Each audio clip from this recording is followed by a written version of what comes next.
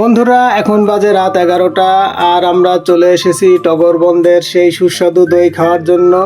এখানে দই তৈরি করা হচ্ছে। দুধ একেবারে লাল টকটকে হয়ে আছে। এটা দিয়ে দই তৈরি করবে, কাল সকালেই দই তৈরি হয়ে যাবে এই দুধের।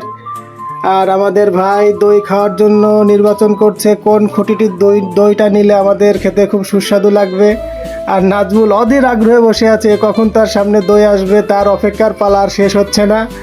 অবশেষে ভাই দই নিয়ে চলে এসেছে আমাদের মাঝে। এখানে মূলত মাটির হাঁড়িতে এবং অন টাইম কাপে দুটোতেই দই পাওয়া যায়, তবে অন টাইম কাপের তুলনায় মাটির হাঁড়ির যে দইটা, এটা খেতে খুবই সুস্বাদু।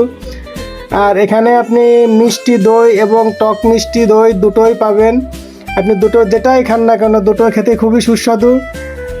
এটা আলফাডাঙ্গা থানার টগরবন্দ গ্রামে অবস্থিত। আপনারা খেতে আসতে পারেন এখানে। দইটি খেতে খুবই সুস্বাদু, খুবই সুস্বাদু, অসাধারণ।